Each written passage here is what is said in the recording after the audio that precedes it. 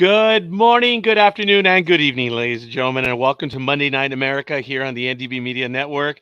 Today is October 30th, 2023. How apropos, it would be the day before Halloween.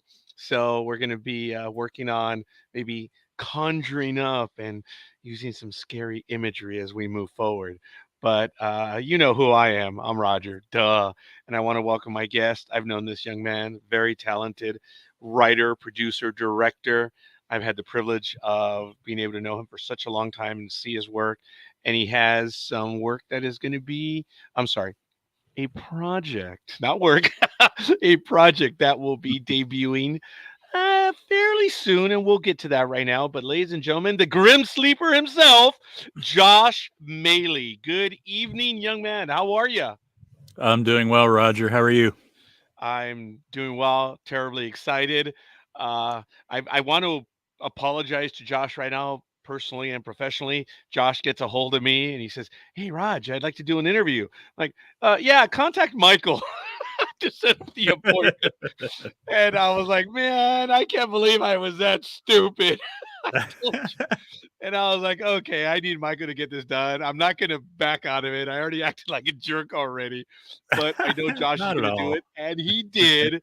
And I was really, really happy about that.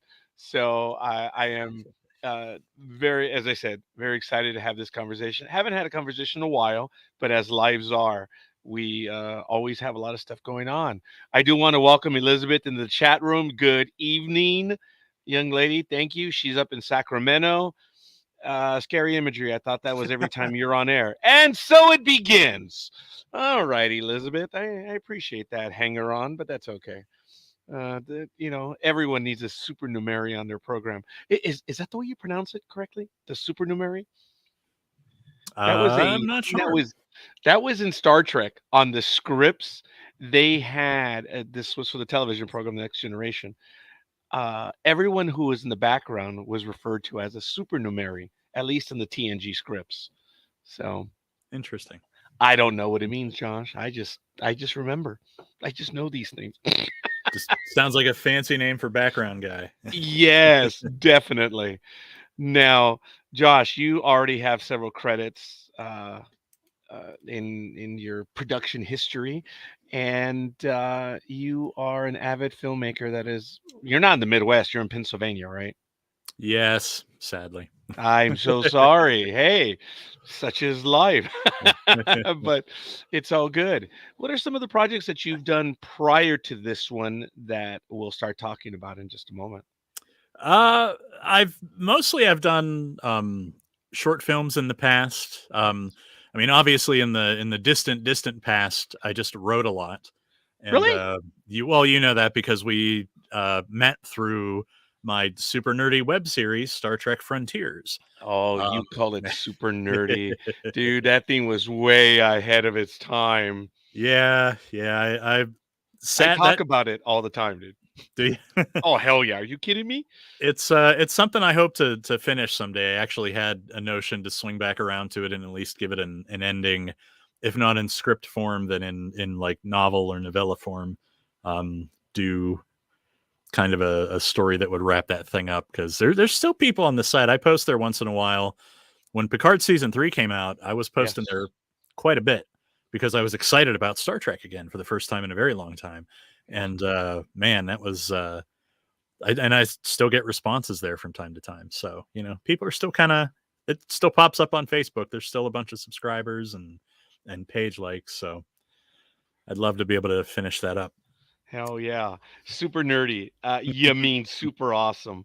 Yes.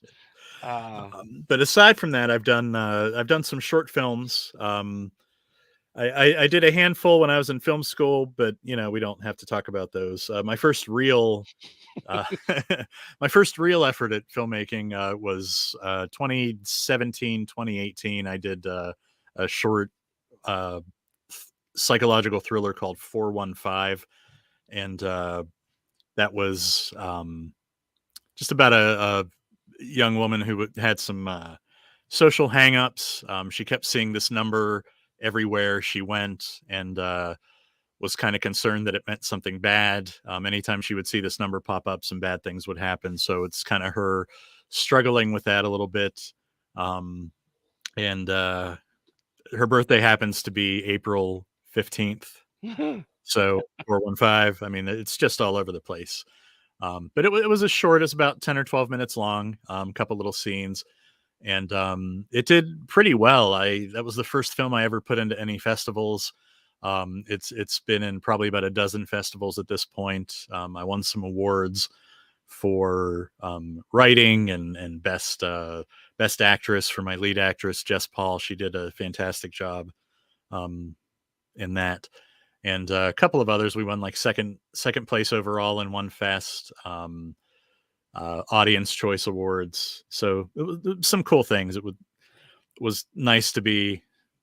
I don't do it for the validation, but it's nice to have that acknowledgement that, hey, this was good. This made us feel something, which is why I like to do it. So Yes, we do what we do, and if we get a little bit of love every now and then, it doesn't hurt, right? yeah. Not that we're needy individuals in any way whatsoever. No, definitely, and especially not me, not at all. Grim Sleeper. I love the story. Many people don't know it. I know it's personal, but you are known on the internet as the Grim Sleeper, and there's a story, and it's better that you tell it as opposed to I know the story, but I already referenced it several times. You might want to let everyone know because you are known on the internet as the Grim Sleeper. Yeah. The funny thing is, back when Frontiers was coming out, there was actually a serial killer with that same name somewhere. I want to say it was out your way. I think it was on the West Coast somewhere. I don't think it was in Cali. I think it was like in Oregon or something like that. Close enough. Yeah. But he was Grim with one M. Mine came about in a weird way. That's right. When I was in, I want to say it was junior high. I was a chubby little kid. I don't mind saying.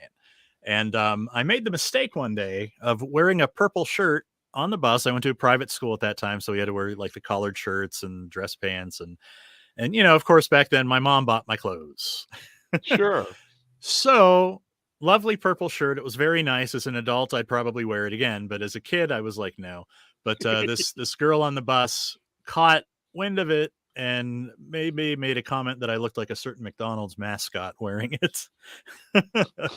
So a buddy of mine, not wanting to disparage me, just shortened it to Grim instead of Grimace. Mm-hmm. And then as it happened, my habit of sleeping late into the day eventually caught up with me, and he just started calling me the Grim Sleeper. And it just kind of stuck. When I was looking for a name for my production company and kind of a pen name to go by, I thought, you know what, that's kind of a cool name. So I just brought it back and been using it ever since. Now, God, it's been like 30 years almost. Oh, it seems impossible. That's stung as well, but yes, it's been a bit. When did you start, just going back a bit, for Star Trek Frontiers, when did you start doing that on the internet? Our first episodes came out in 2004. Yeah, I don't think thinking. I think that's probably when the original, like the very, very early idea, man, it was even earlier than that. It was Generations. So we're going back real far. Generations came out in 1994. Yeah. And shortly after that, Peter David started writing those novels about the Excalibur. Oh, the Mackenzie New Frontier? Calhoun. Yeah. So, and my buddy and I, we were in high school. It must have been 10th grade. And we thought, it'd be cool to come up with our own Star Trek story idea. And so we came up with, Captain Cito, and we came up with, he designed our Enterprise G. And, we just started coming up with some thoughts, some story ideas. I wrote a Next Generation story that connected it to the introduction to the Spirant culture and all that. That's something that's never ever been out there anywhere. I don't even know if I still have it, to be honest. But I kept all those drawings, and I guess it was about 10 years later, we discovered Star Trek Renaissance, run by Rob Jelly. And I kind of started following that, and I was like, this is really good. I was like, it was a little darker. It felt more like DS9. than like a next gen continuation or whatever, because even though they were on the Enterprise or an Enterprise, I think it was the Enterprise G initially. It was very dark and it was very story arc driven. It was really, really good. It was very well done. I liked a lot of their episodes. I even wrote a couple of episodes for them just to kind of give myself some practice with screenplay writing. And but eventually we released Frontiers in 2004. And yeah, I remember that. And then you guys had that awesome website. I forget what it's called right now, but it was where all of them were there. yeah, eventually we all merged. It was virtualstartrek.com. There it is. Yes. Yeah. And folks, I'm sure we'll get a chance to talk about them in the future. I mean, it is one of the loves of my life. That series, I do talk about it regularly. And by the way, I still have the scripts for Star Trek Star's End season 1 because apparently no one has them. Oh no, I didn't realize they were lost. Yeah, no one knows. And I did a website on Facebook. Wow, a Facebook page for it. And I set up a group, and the episodes are there, and everyone contacts me. I share them. It's just because the gentleman who did it, Will, I forget his last name. He's just nowhere to be found. But I have that one up. A lot of us disappeared for a while there, I think. I know Rob, believe it or not, Rob actually did I think he was in film school at the time. And I had written a horror script, which has undergone about 8 million revisions since then. It's actually going to be a book, which I'm about halfway through writing. It's called, yeah, The Way of Seeming. It's based on an urban legend out my way, place called Mystery Mile. Kelly Road is the real name, or Wolf Run Road, depending on which version of the story you listen to.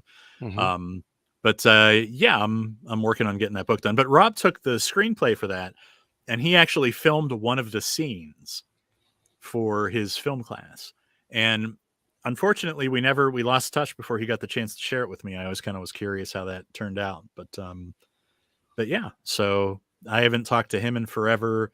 The most recent person I've spoken to from that group was probably the writer known as Keg, or Hadrian McKagan.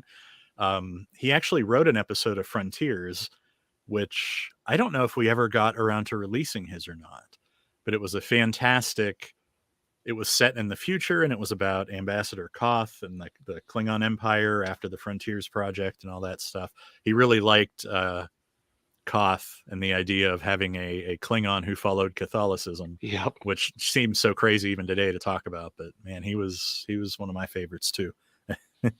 There was a lot. And folks, I guess we're reminiscing a little bit on his love child, known as Star Trek Frontiers. I have been a big fan forever, and I do talk about it regularly. And I know that we'll get a chance to talk about it again in the future. I do want to go to this comment. Elizabeth says, to go back briefly to the 415 short, are you aware of the movie 222? It debuted in 2017. Their premise sounds exactly the same. Did you sell your idea? I wish, because then I'd be making some money off of it. Yes. No, I didn't sell it. And I mean, it's one of those ideas that numbers foreboding, ill futures is not something that's an entirely original concept. Repeating numbers foretelling doom. I mean, how that happened in an episode of The Next Generation. I'm thinking of it too. Right. The one where the Enterprise blows up, I think 5th season. Yep. And over and over again. Yeah. What's his face shows up, and he's now on the Paramount series again. Oh my goodness, I forget his name. He played the doctor on Cheers, and he was given his own program. Oh, Frasier. Yeah. Frasier. Yes. And he's on Paramount Plus right now. Kelsey Grammer. Yep. I saw there it is. He got a reboot, or not a reboot. That's not really a reboot. It's like a sequel series. But yeah, and good for him. I haven't had a chance to watch it yet, but I loved him on Cheers. I love Cheers. And I didn't watch Frasier as often, but I enjoyed it. But to get back to the comment there, no, I didn't sell my idea. You can actually see no problem. You can actually see my short 415 on my Vimeo page, which I don't think I sent you that link, Roger, but I probably can get it to you. That would be if great. that's Then we something can we can post it share. right here. Yeah, Um, I available do. for free. Oh, wow. We're gonna have to take a look at that. Ladies and gentlemen, I want to take a moment while Josh is able to get that information over to me. This is Monday Night America here on the NDB Media Network. This weekend, for those of you that know and don't know, one of our programs this Saturday will be celebrating its 15th anniversary, or we're kicking off the 16th year, our Sports Talk with the Guys. By the way, Josh has been on our program more than 3 times, I believe. I lost track, but he's been on with us a few times. And I'm hoping that Josh will be able to join us in the future as we review some other programs, because his commentary, dude, he's a writer, for goodness sake. He's a movie maker. His insight. I mean, come on, people. I mean, let's get real here. I'm going to go ahead and post that link right now as a comment, ladies and gentlemen. I was going to be dumb, Josh, and post it back in the chat right now where you and I are talking. That was lame. But there it is. And I'm going to have it show right here, folks. So for those of you that are watching this, you can pause, copy it, or you can head on over. As you know, we're on YouTube. We are on Twitch. We're on that thing called Twitter, I guess. And we're on LinkedIn. We should be returning to Facebook shortly, but we're not there yet. So, yeah, I found Grim Sleeper. He was in California, and he passed away in 2020. So Oh he boy. was, I think, in San Quentin. Yeah, for the stuff that happened from 1984 to 2007. Yeah. I had forgotten about that one. Yep.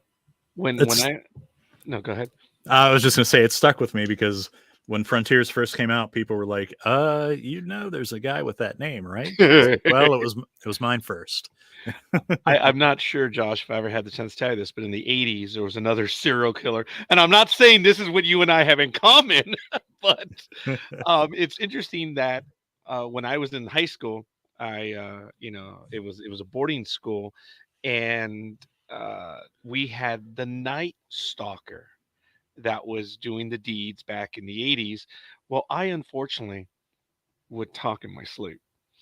And everyone knew. They would gather around and wait for me to just be myself. That they're like, man, do you imagine?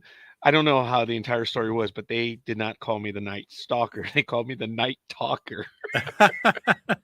So at least mine was a little bit nicer. Just a bit. But yeah, just a bit. But it was still along the lines of that guy, the Night Stalker.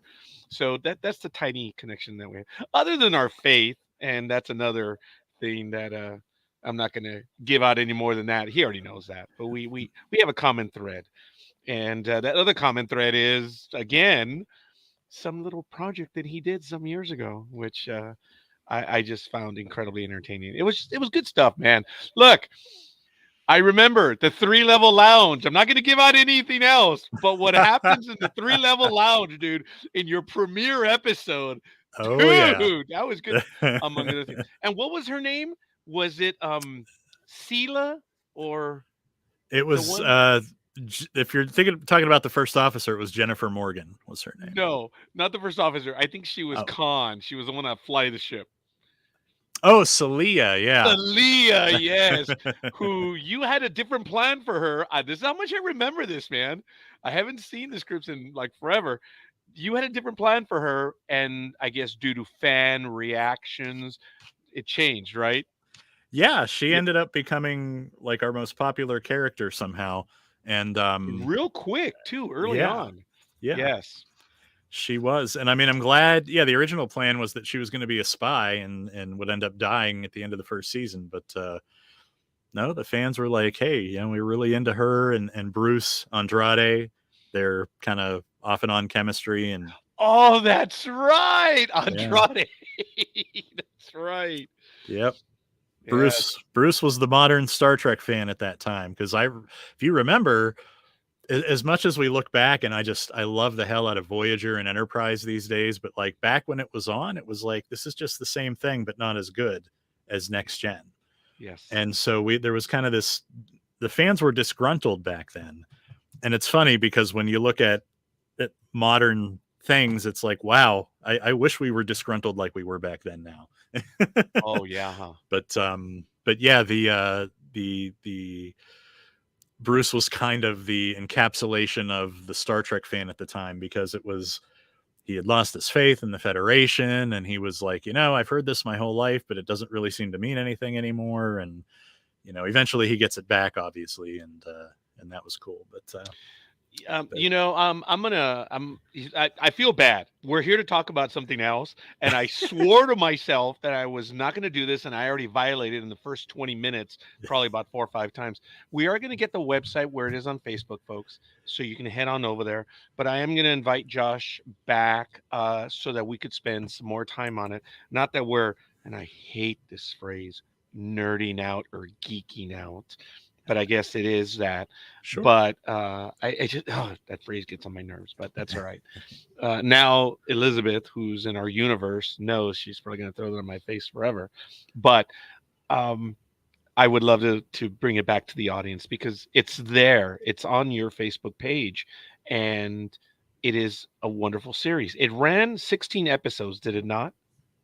Frontier. I don't In the remember how first many. season. First season was 16. I think the second season. The second was like 12 or 13 or something like that. Which is still quite a bit. Yeah, and then we did. I backed off on things a little bit. Yeah, we did a movie with the Borg.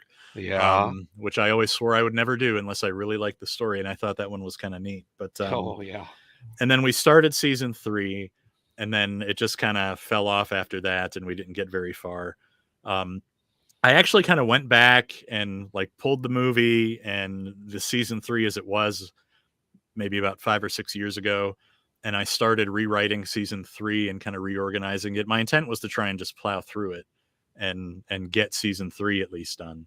And I put out like 2 or 3 episodes maybe from season 3 that were newer versions of what came out originally. I changed some of the storylines and things we had going on. I just, I didn't, when we were at the end of season 2, I wasn't quite sure what to do with this concept. Like the idea of this transwarp network and these other galaxies, like it just, I at the time, I was in my 20s, bit off a little bit more than I could chew with the story. Couldn't really settle on a direction that I liked. And that was a large part of the delays and things were between that and me having 5 babies at home eventually. Just a bit. Yeah, that kind of contributed to why nothing ever went anywhere. But in the time since, I go back even today and I'm like, oh, this would have been so cool to do, or oh, this would have been a great idea.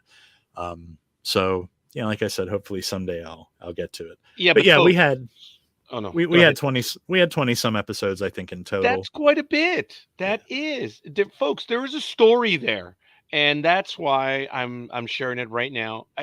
For what you have, it is good stuff, and dare I say, some of it may be a little bit better than some of the fare that we've seen in the last 5-6 years. But that's just my opinion.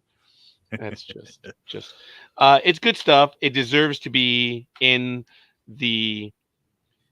the canon. Ugh, I have to be careful by saying that because someone's going to throw that in my face. But all kidding aside, I'm going to ask. Well, I have the page on Facebook. I'll see if I can find it myself, and we'll bring it up in a little bit. But we want to talk about the project that you are working on, and I apologize, Josh, because that's why you asked. And I'm like, yes, let's do this. So it's really my fault that I haven't we haven't talked about it. So you already let us know about the short 415. And we posted that video link. I'm going to do it again one more time, folks. But the one that you're working on now, why don't you give us a little tease or taste on what it... Oh, yeah, duh. Folks, yeah. Geez. I grabbed it. Yeah, you did.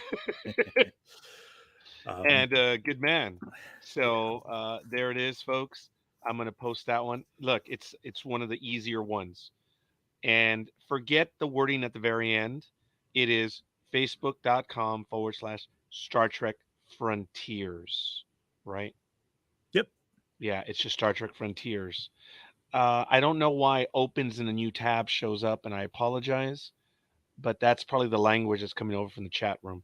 So it's Star Trek Frontiers. That's it. So Correct. Check it out.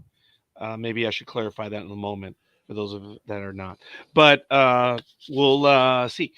tell us about the project that you're working on, and you're nearing complete. Are you done with the filming on this one, or still a little bit more? Because Yeah, it's the filming. due, right? Yeah, filming's been wrapped for a while. We filmed it in 2021, Hmm. kind of smack in the middle of all the craziness of those couple of years. I remember that you were posting some of those on Facebook, weren't you? I was, yeah, I shared a lot. Yes. Yeah, we have our Facebook page out there for the movie. Um, but yeah, no, filming's been done for a while. I had originally someone lined up to cut it together for me, and that wound up falling through initially. So I started to cut it together myself. I am not an editor, so my sense of pacing beyond the written word does, doesn't work very well. So, but I did manage to put together like a 2 hour cut of the movie, and then I reconnected with an editor that I've worked with off and on for years. She did the editing for 415, in fact, Holly Grayson, and she is fantastic. And she is currently working on getting everything wrapped up. And right now she's doing picture lock, and then we'll have the audio stuff after that. My composer is anxiously awaiting to begin scoring or continue scoring. He's done a few pieces already to get the music and stuff done. We have a completely original score by a fabulous composer named Gory Rory. Hmm. I don't know how I got so lucky to catch this guy before he got big, but man, he is amazing. The music he wrote me, the trailer that we're going to show here has some of his musical cues from the film in it. He wrote a score for the trailer for me, and it's so good that the creepy melody at the end. He's really good. I'm excited to hear the whole thing. Have you locked in a name for the movie? Yeah, the film is called Waltz, which I'm not going to lie, since everything is going back to Star Trek. There was a beautiful episode of Deep Space Nine with Gul Dukat and Cisco being trapped on a planet, and it was called Waltz. And Yes. it was a psychological dance between the two of them, and that is absolutely kind of what this movie is.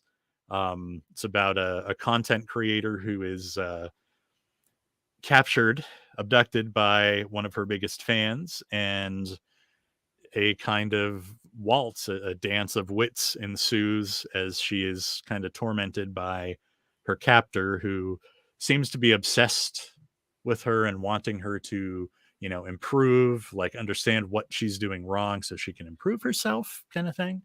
But it's this psychological dance, so it's very much a thriller, in the style of the way that I would describe it. You have those high level pitches. Um, Hmm.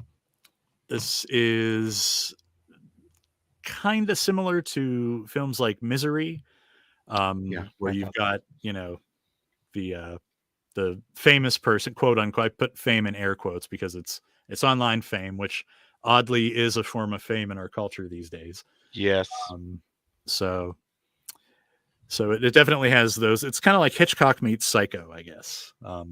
There's a bit of a whodunit aspect to it because you're not sure who the person is that's actually kidnapped her. They have a mask, they have a voice changer, so you're not quite sure who it is that has her tied up, but could be one of any number of people that she has wronged during the course of the film. So hopefully, it's something that'll keep people guessing until the final reveal. But We're going to go to that one in a moment, folks. Several people are coming into the chat room. Folks, let us know who you are and where you hail from. We'd love to have you on with us. Elizabeth, I know, Sacramento, California. So she claims to live in the suburbs, but yet she's surrounded by cows. So go figure.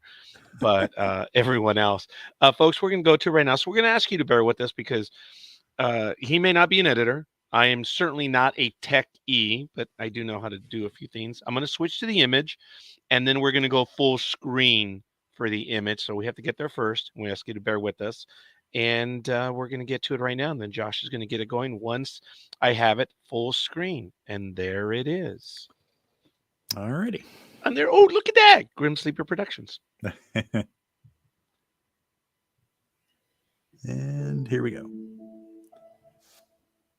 I am seriously broke. and there is no way in hell I'm getting on a plane to go back home. I think I might have found a solution to my money problems. Biggest fan. I can't go back, and I will do literally anything. Will you help me? Please? It's Facebook for perverts. I will not help you hook up with some creeper from Biggest Fan just because you want to make more money. This isn't supposed to be a dating site. These guys aren't looking for love. Is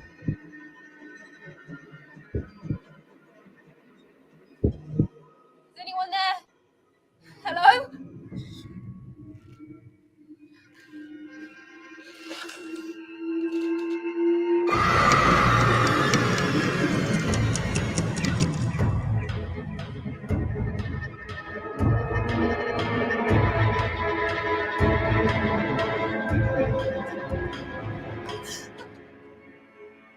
Welcome to Wonderland.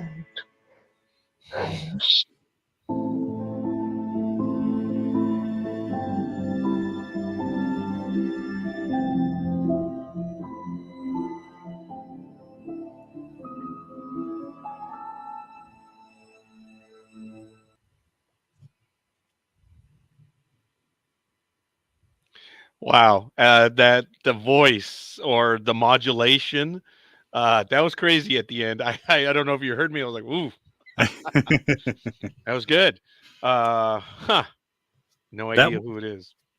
That won't be the final version of that voice. That's something I kind of cobbled together. But like I said, my editor has a lot more experience with that stuff, so she's got a much cooler sounding voice, a little bit easier to hear too. Probably, I know that one's a little muddled, but yeah, that's our teaser, our second teaser. Actually, we've had two. The first one was a little long. This one kind of cut to the point a little quicker, I think. But you mentioned that this one is a 2-hour film. I think by Or the time, thereabouts. yeah, that was my cut. I think by the time Holly finishes with it, it's probably going to be like an hour 45, maybe an hour 40. It'll be a little bit less bloated. Yeah. That's well, I mean, it's for a horror movie, you really want to try and keep it to like 90 minutes or a little bit more than that. Anything too much longer than that, and people start getting a little antsy. Just because the nature of the horror movie and like your expectations going in. I mean, you want it to move along at a pretty good pace and have some good scares and thrill you, and then wrap things up. So we're trimming some of the fat, and it's looking really good so far. And we already have one comment. It looks really good. And yes, it does. When you compare it to some of the stuff you've done before, would you say that it's much more sophisticated, a bit more polished, or no, this is what I do? It's just a continuation of. I mean, it's really, in a lot of ways, it's the culmination of the things that I've done in the past. Like, it's not the first feature script that I've written, but it's the first feature script that I've gotten to produce. I learned a lot shooting those student films that we won't mention. I've learned a lot shooting 415. I did another short called Lullaby, which hasn't really gone anywhere, but I haven't really submitted it to anything yet. It's fun. It was cute. It was actually more of a cutesy movie that has a scary ending. And I did some things that didn't pan out. In 2016, I did a short film called Waltz, which was the same concept, but it was only about 25 minutes long. And, we shot the whole thing, but we had to go back and reshoot some things, and we lost the location, and then our lead actress moved away. So that kind of just never got finished being put together. But I've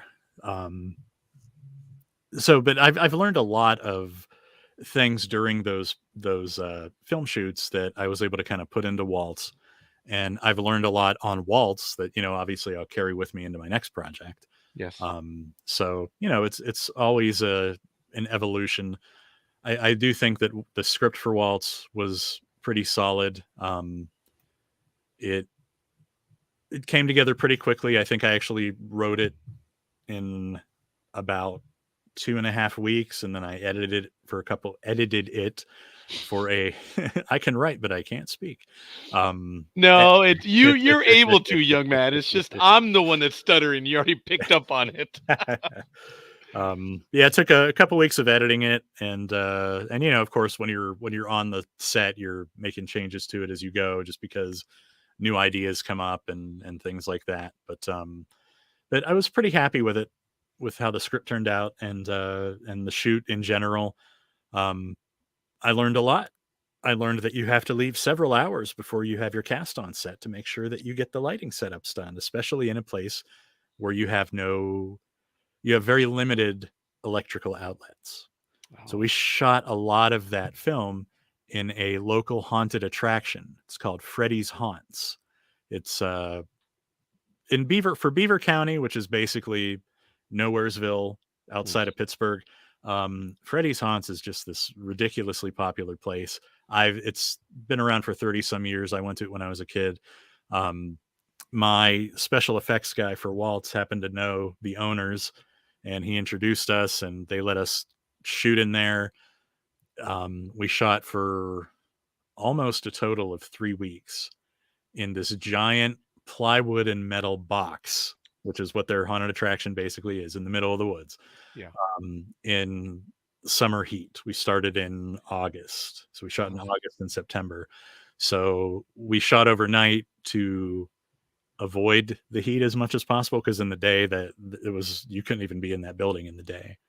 But part of their power, like they didn't have power to part of the building, so we had to run extension cords, and the haunt is a half a mile. So there's a lot of walking, a lot of carrying heavy lights and things through narrow corridors to set up. But yeah, I mean, it was worth it, because it's a beautiful haunted attraction. It's creepy as heck. And, you know, I love going through it any chance I get. But yeah, so yeah, I learned a lot. I do think it's probably the most complex thing I've ever done.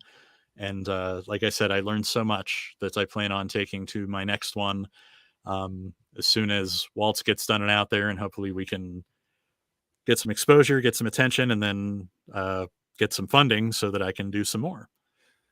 Oh, and we'll be able to get to that in a moment. On a personal comment, as I was watching the preview, and folks, I hadn't seen the preview up until you all did right now, and that's just my fault, because I know Josh has it, and I hadn't seen it.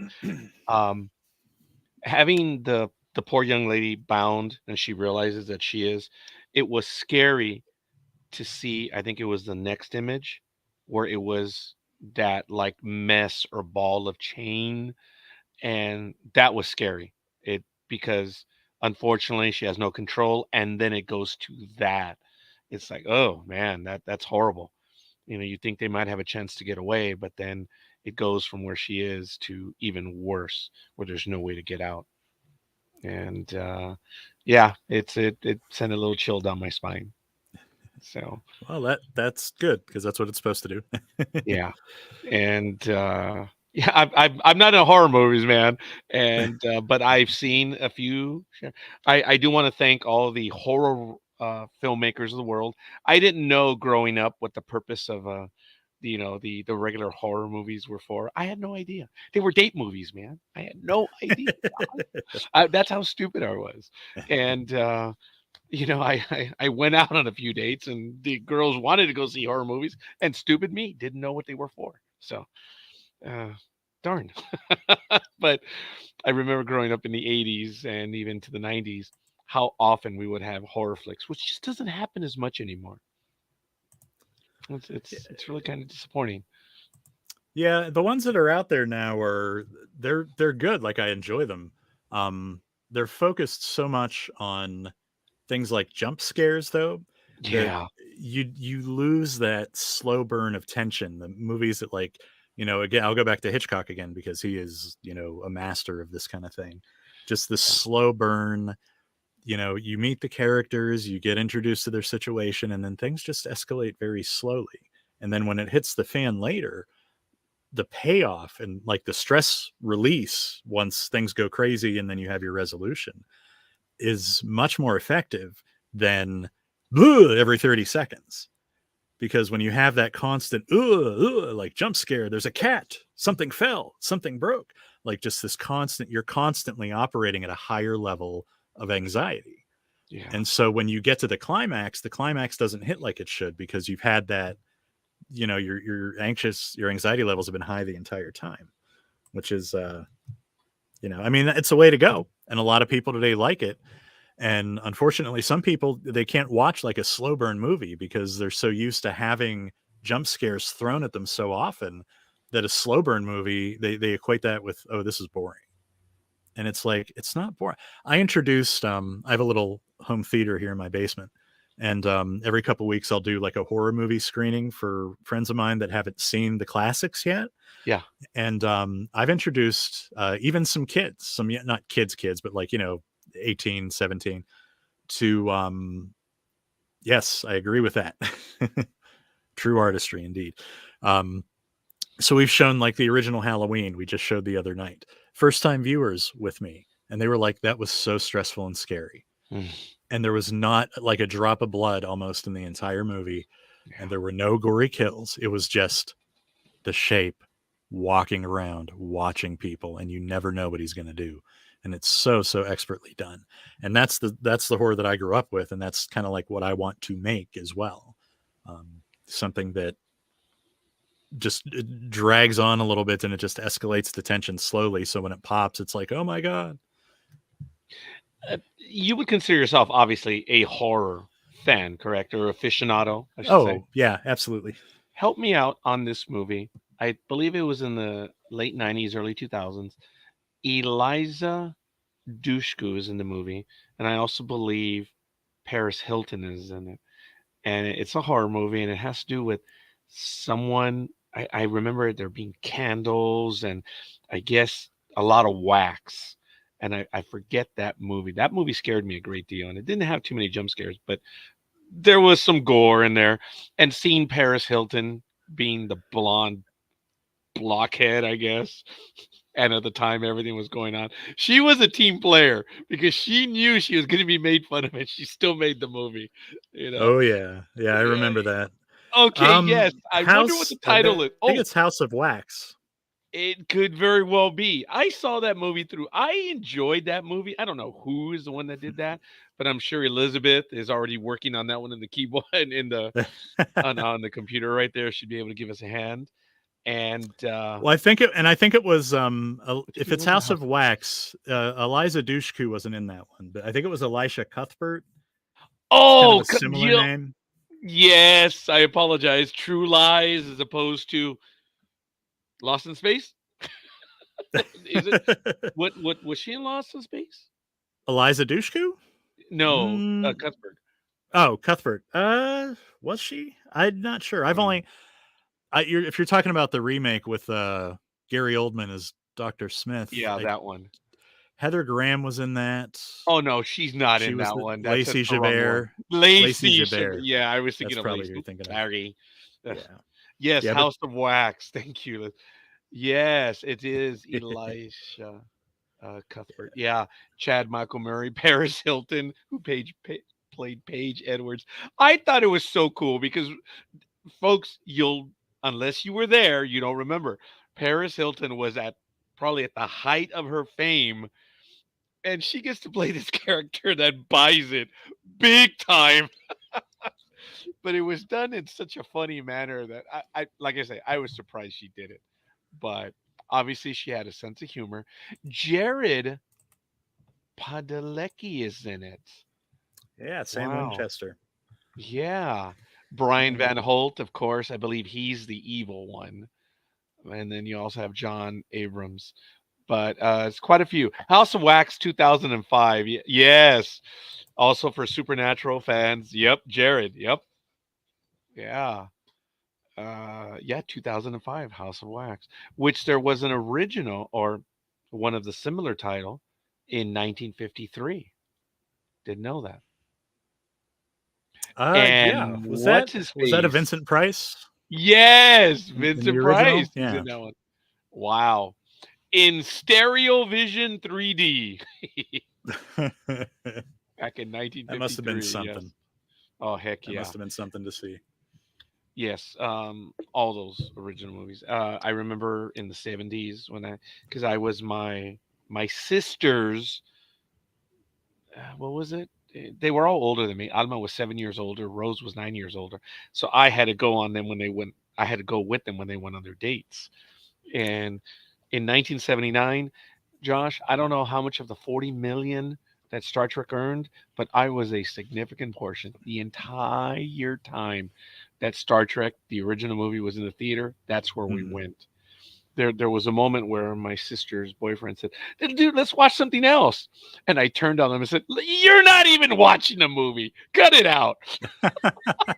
I don't mean to I don't mean to be that way. And I think I've told this story before, but I said, "You're not gonna watch. Cut it out. I'm gonna watch them. I want to see Star Trek again." So but I Sounds like a win-win. It was. Do you remember that 1970s, late 70s movie called Prophecy? No, I think the Prophecy movie I'm familiar with has Christopher Walken in it, and I don't think it was from the 70s. It was late 70s. It was about this bear that changes form and it starts hunting, of course, everyone up in the woods. It was a scare movie. Scared me, but I just remember that movie. But folks, I want to share. We have okay. Here is duh. I'm going to the web page right now. A lot of good that does. But let me open up this page. I'm going to share it right here. Here it is, folks. This is Waltz on Facebook, and you can head on over to facebook.com/Waltz Film. So, shall we dance? Starring Hannah. Is it Keeley or Kelly? Keeley. Keeley. I still didn't get it right. David Dietz and Hattie Bayer. I probably butchered those as well, didn't I? I should have had you. It's Bayer. Yeah, there it is. Yeah. You see, Hattie Bayer. I'm sorry, folks. I butchered it when I meant her to. Oh well, hey, it's all good. Yeah. You guys can check it out right over here. Oh wow! Oh look at that! We I was like, that image. I know that image. That is funny. I was like, hey, that looks cool. Thank you, Josh. Appreciate that. Yeah, we are absolutely on Twitter, of course. That is cool. Folks, by the way, tiny bit of trivia. This intersection, you're looking at downtown Los Angeles in this image. And where that red car is where Sandra Bullock and Keanu Reeves were aboard a bus, allegedly. And they jumped it in speed. Oh, no way. It's right there at that portion because I'm in the carpool lane, which is much higher up, but that's the transition road from the 105 west, and that car is going to the 110 north. And that's where they did the filming at the time. Tiny bit of trivia. That's why I was like, man, I actually got that portion because you can see a little bit of the I guess the structure here. This is right there. You can tell the connector. That was not connected at the time when they did the filming. It was right there on that flyway, I guess you call it, whatever. But anyway, sorry. That's awesome. Tiny bit of trivia. And I was like, wow. Because, I'm driving by, right? And I'm probably not supposed to be doing this. Taking a picture as I'm driving. That's as far as I'm going to admit. But I was so happy I got it. That's why I put that one on Twitter. But folks, it's right here. Shall we dance? Waltz. With an A in red. We'll have to ask what that is. But if you want to support the project, folks, head on over here. You can check out the teaser. Or is it a teaser or a preview, Josh? There's a couple of different things on the website. We have the teaser is the most recent video that we've released, which is what we just watched. But further down on the Facebook page, I think we have some other videos too. There's a lot of Indiegogo links as well, since we're kind of in the middle of our post-production fundraiser. But if you scroll past those, there might be some more clips and things. Oh yeah. Yeah. So we did that. What you're looking at there, we did the year that we made the movie, that Halloween, we set up a booth at Freddy's Haunts. And I sent David, Hattie, and Hannah through the haunted attraction with GoPros and their phones out. And I just thought it would be funny because the girls got scared pretty easy in that haunt, even when the things weren't running. Right. Just because it's a very effective haunt. And I don't mean to, single out the girls, but David, just you can see how scared he is. Yeah. Nothing rattled that guy, but we did have some crew members, and to be fair, I did get Kevin, my director of photography. We got him with a pretty good scare one night. But anyways, I thought it would be cool to just send them through with cameras, and so they did that. And I never actually did anything with that video. So every Friday, I've been putting out like snippets of their visit. So one week it's Hannah's visit, one week it was Hattie, David, and then we had one of my production folks, Bridget, also went through with them. So it was fun. They came out very shaken and scared, which is good because, like I said, Freddy's is a terrific haunt to go through, and it's much, much cheaper than a lot of the Pittsburgh based alternatives. Yes. The tickets are a lot more affordable out here in Nowheresville. Yeah, I noticed you said that earlier. Nowheresville. I like that. Were you? Let's see. What's this? This is another channel on YouTube, and you were on this program, correct? On October 10th. Yeah, a Is couple that weeks Chiller back. Night?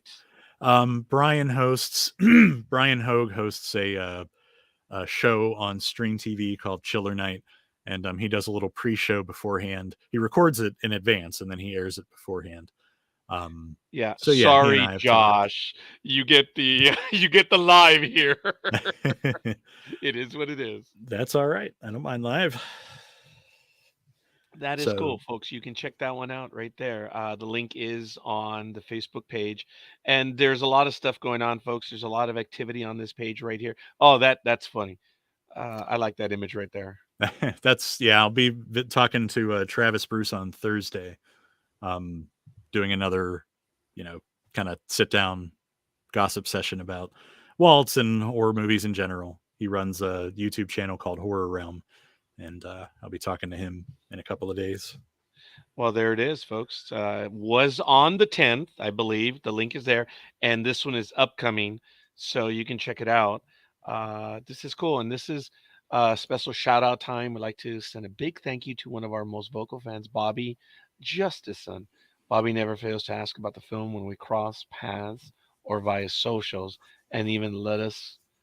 I'm sorry, and even lent us quite a few hours of his time to serve as an extra in our scenes at Sheffield. That is cool. That's a nice image in the background. That's one of our fundraising perks. If you can it's like $10 or $15 and you'll get like a special shout out. I did one from the Waltz page, but then we also had Hannah, Hattie, and David also send him a shout out from their Facebook pages as well. So that's just one of the perks you can get in our post-production fundraiser. As a matter of fact, we're going to talk about those perks in a moment. I'm probably jumping all over the place, and Josh is like, really? What a shock. But he's going to allow me to keep my dignity intact. We're going to switch over to the Indiegogo one very quickly. And here it is, folks. The link, hopefully I can get it correctly to post. So sorry, Elizabeth, I didn't see that one, but I'm going to play this one right now. There it is on Indiegogo, but here it is. Funding. Oh, I keep saying here it is. Here. I got to get rid of that. Well, at least I'm not saying, Oh, Josh, it gets on my nerves when people say it, Oh, I used to work with a guy when I was at FedEx that used that word like a comma, that used that phrase like a comma. Oh, everything he said. Yeah. I had a coworker that had that one, and it took me about 1.5 years. When I slow down my speech, it's because I'm thinking through and I'm trying to hear myself. It's already annoying to hear my voice. So people say, well, when you go back and watch the episodes, no, I don't like my voice the first time around. You expect me to go back for, I don't want to do the Kobayashi Maru again. Well, actually, I would want to do that one again. But all kidding aside, Waltz, a psychological thriller. We're finishing funds to complete our feature film, Waltz. So we already have a few dollars in there, and you want to get to 6,000. So why don't you tell us what are some of the options? Or maybe I should have let you highlight this one instead of me. But it's your It's all right. call. Um, Social media shout out. Oh, that's easy. Okay, I that think I one's might pretty do that. simple. Yeah. Yeah. Oh, special thanks and IMDb. I already have an IMDb one, so hey, who knows? Yeah. um, That's yeah, I mean, that's pretty much what it sounds like. You get, and with these, so you notice like some of them are red and they say like, if you want to scroll back up just a smidge, so credit where it's due, all of those are associated with getting your name in the movie somehow. So, yes. and every time you buy, like, if you get like the special thanks in IMDb, then you also get the social media shout out. And then if you get the next one after that, which is a little further down the page, then you get the stuff that comes before it. So they Oh, stack, in other words, the different yes. types of perks. Blu-ray or standard DVD. Yes. Oh, the coffee mugs. Yeah, Oh, we got some coffee mugs. We've got t-shirts. I know I said coffee mugs, but it's a coffee mug, correct? Correct. Yeah, On this it's one? one mug. One side features the film's title. The other side features it's hard to see there. It's hashtag monster, which is Yeah, I didn't do a good job. that is something that, well, it's a small image. That is something that happens in the film. It actually relates. You had commented earlier about the red A that showed up at the end of the Red rum, teaser. maybe? There's kind of echoes of the Scarlet Letter in Oh, this, where yes. Alice is branded, we'll say, in a very unpleasant way, and the hashtag monster, if you look at it, it's backwards, and that's kind of plays into what happens in the film. And we have that on a T-shirt as well. It's a pretty significant part of the movie, actually. So Yeah, here's a T-shirt. So you said stacked. I'm somewhat familiar with this Indiegogo, so tell me, what does that mean? So if I were to jump ahead and go straight to the mug. So the merchandise, and you'll see each image, it says right above where it says Walt's coffee mug, it says Walt's merch. Anything Yes. with that tag, those are just individual items that we have for sale. Got it. So if you Okay, want good. to buy the mugs, you can get the mugs. We do have some combinations down a little further where you can get the mugs and the shirt if you want, both of those things. But these other things, the Oh, signature right here, yes. collection, yeah. So you can definitely, get multiple items in one fell swoop if you want to. So yeah, so there's the next credit where it's due, associate producer plus all the other ones in that line. So that, when I say stack, that's what I mean. All of those ones that have the little red header that say credit where it's due, if you buy the highest level of that, which is what you're looking at right now, the executive producer, all of the previous items, you will get those as well. So, Other than the merch, of course, and that's other fair. than the merch. Yep. Yes. Oh, this is cool. So what are we tell me about this premiere night bundle. That basically gets you a pair of tickets to the Waltz premiere event, which we're going to be hosting. It's probably going to be in March. It's going to be the first time we'll have like a little red carpet there, and Oh yeah. the cast will get to show up in limos, and you guys will be able to. We're going to sell tickets to it, but you guys, if somebody purchases that, that bundle, they'll get 2 tickets to come and see the movie with the cast, so they get to sit like down front where the cast will be, and kind of hang out and interact. Come to the after party. If that's their thing, they can come to the event that we're going to have afterwards and get to kind of mingle with everybody. So obviously you don't have the actual date because you're still editing the film, but you have a rough idea, right? It's going to be, I guess, in June of 2024. No, it's probably going to be more like March. Okay. Yeah, the schedule that we have with the edit right now, just out here in the land of snows, planning a big social event in January or February can be kind of a crapshoot. Right. So I'm looking at probably sometime in March for the premiere. That way it's a little nicer out. less issues getting where we're going. This is cool. Let me see. All right, it says drives me nuts when a friend keeps saying "indeed." Yes, I probably would have been guilty of that one for a short while myself, but that only has to do with Star Trek. There was a comment earlier. My husband has the VP version. So I know we were talking about something else, Elizabeth, if you could clarify that comment. But going back to this, so there's a lot of good stuff right here. Special edition or Blu-ray DVD. This is cool. Signed one of a kind painting. What is that? So, well, duh. I'm sorry. Yeah. Go ahead, Josh. That's okay. My special effects guy, Jason, he is an amazing artist. I've got actually commissioned him to do me a portrait of Michael Myers from Halloween, and it's on my wall in my den. It's beautiful. So he's really good, and he has a number of ideas to recreate some scenes from the movie. And we did have somebody pick one of these up. And the cool thing about that is that the person who ordered that was the gentleman who played the Mad Hatter in that short film version of Waltz that never got to be finished. Yeah. So Jason is making a portrait featuring his version of the Hatter and the new version of the Hatter from the movie. So it's going to be kind of cool. But he's going to customize it completely. Like it's not something that he has already done and we're just going to give it to you. So that's kind of neat. Heck yeah. This is cool. This one has my attention. The shirt and mug bundle. So this is cool. And then we have, or what did I miss? What's the Waltz? So the shirt and mug one bundle? has one shirt has the Waltz logo on it, and the other has the hashtag monster. Oh, it. duh. I'm so Yeah. sorry. Yes. Okay.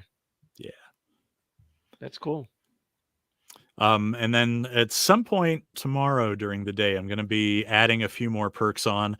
It was originally we were supposed to go to Freddy's again last night, and I was going to kind of premiere these there, but unfortunately, we were not able to do that due to unfortunate weather. And since most of our setup was electrical, standing outside in the rain, even with a tent, was not a good option. So we had to cancel on that.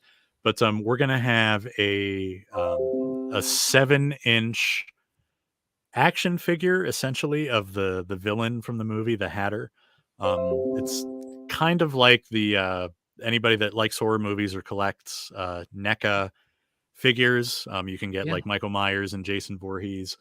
So we have something kind of in that vein that we're gonna be offering. That goes live tomorrow on Halloween on our Indiegogo. And we are also going to be offering non-speaking roles for our next film, which we are going to be, it's a short film, something that we have the funding for, so we don't need to mess with raising it. It's going to be kind of a fun twist on a zombie movie. And so we're going to be offering non-speaking roles. You can, if you get this perk, you'll be invited to come out to the set and get in zombie makeup, or possibly be a soldier and get to kill zombies. So, oh wow, kill or be killed. Okay, fair enough. When are you looking at that? As far as shooting and stuff? March, April, most likely. It's just a short, and it's really something that I kind of wanted to do this for Jason, my effects guy. He had the idea of doing a zombie movie because he's starting to get more work. It's a local company. They go by More Gore Effects. He is trying to get himself out there a little bit more. The work in Waltz, you didn't see it too much in the teaser, but he has done some very horrific things in Waltz that you'll get to see, when the movie comes out. But we're looking to do something that just lets him go kind of crazy, just, absolute gore fest. So we're going to be doing some zombie stuff. And I was able to hopefully piece together a story that it's not just going to be your typical zombie story. Right. There'll be a little bit more to it, I hope, than that. But we got some pretty cool stuff planned for that. So that'll be in the spring. That's cool. I didn't mean to cut you off. I was going to say, with your writing, I would look forward to see that. you're creative, Josh, and everyone that you had around you, especially in the aforementioned project. Dude, you had some marvelous storytellers, man. We And did. it was exciting stuff what you did on that project. And knowing the other stuff that you've done before, I've seen some of them. Like I said, on the Facebook page for the shooting of this film, I saw a few of those scenes. For 415, I don't recall because that's you know, I don't know what they call it, but it's kind of like that situation where there's a major thing that happens and you can't remember everything before it, but you remember the event and after. Hmm. Something akin to 9/11. We all remember it. What were you doing the day before? Very few people remember, True. but we Yeah. all. And I guess for me it was COVID, where the stuff before it's kind of like because for me doing taxes these last 4 years have been miserable. But that's neither here nor there. I'm complaining, and be that as it may, where would I, if I wanted to have something on screen at the very end, not production credit or anything, but just a thank you? What would I be able to do if I wanted to get NDB Media's name in the credits? Which one do I have to choose? Just on the end credits. Yeah, Which right. one would that be? You're pointing right at it. Just That's it, right? Yep, that'll get you on in the end credits. If you don't have to take the IMDb if you don't want it, but it's obviously there. But yeah, that one would get NDB if that's what you wanted us to put on there. Yeah, I'm Absolutely. I'm definitely looking at that one. Are you kidding me? I mean, that Sure. one's easy. I would love to sully your uh your production with the NDB Media name. I always say that, so I don't take myself seriously. But Yeah. okay, well that's one, and I do see a few others. So that's good. This good stuff. It's reasonable, Josh. It's as opposed to some other fan products that have collected over $1 million and have yet to produce anything. But anyway, I'm not going to go Yeah. there. Yeah, that's always and there's so many people that do this now, Yeah. especially in the film industry around here. Like I know I could probably name 10 other filmmakers from Pittsburgh that are Oh, doing their own thing. And the trouble spot is that as comfortable as I am, talking to you and as much fun as we have, I am absolutely horrible at marketing and I am horrible at social interactions. So it's I have a hard time selling this stuff. The campaign structurally is terrific. It's just I don't know where else to go to put it out in front of people beyond my own network, which is small because I'm not social. So well, I'm so going to ask you this. that's our headache. Okay, fair enough. Well, we, we're not that large, but then again, Josh, things have changed since the last time you were on. I'm not going Yeah. to say that we're huge or anything, but we do have a worldwide audience. We're fortunate. There are a lot of people that watch our program.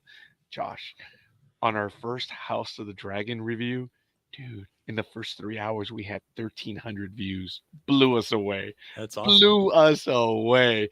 That was our. I'm not going to say the other stuff wasn't, but that one was a genuine hit. I was stunned. For us to get that on one episode was crazy. But That's great. I'm not trying to brag. I'm saying that we will be advertising this. We're going to be advertising it regularly.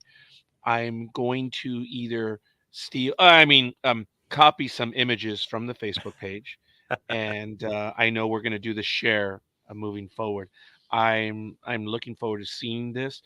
I probably will not be able to be there because of the aforementioned tax season. So I know I won't be there for the premiere, but I look forward to this. And as we get closer, I know I would love to have you back on when you have. I'm sure there's going to be another preview prior to the debut. Yeah, Or most maybe likely not. we'll do Yeah. another little trailer or TV spot or something like that for it. And to clarify too, I mean, the movie is done and everybody who needs to be working on it is working on it. So Right. usually I know with these fundraisers there's an element of risk because you're not sure if you're giving your money to projects that aren't going to be done. The movie's done. And I mean it's we're putting it through its final touches, but it's going to come out no matter what. So if we don't get a single mother backer on this, it's not the end of the world. Everything is going to be covered one way or the other. So it's very little risk. Like you're definitely going to get the movie, you're definitely going to get your perks because I mean pretty much everybody is working to finish this off for us. and then we'll work out, whatever we get, and we'll figure out the rest after the fact. Everybody's perfectly fine with and comfortable with that. And Josh, I'm glad you worked made with that clear, because I think it needs to be said, especially in today's world, especially with the innuendo I made over a major project that it's 7 years in the making, but that's neither here nor there. The reason why you're on, Josh, humbly, if I may offer, is because I know you're going to deliver on this. When you say you're going to do something, you're going to do it. And I probably should have said that early on. That's one reason why I'm glad that you're on with us and we have a chance to talk about this and share all these things. Folks, it's just as Josh said, it's going to happen. So we just look forward to it. And come on, this is the deal. If you can help out a little bit, that's why we're here. So this is good. I know NDB Media is going to get involved shortly, so I like that. We're going to be helping you get the word out, and as many times you would like to. Oh, that's Josh right there on video. Yeah, that's my Yeah. pitch. Our pitch video. Gosh. All right. You know what? It runs 2:30. I won't play the whole thing because I'm not going to make my buddy here really hate me. But here we go.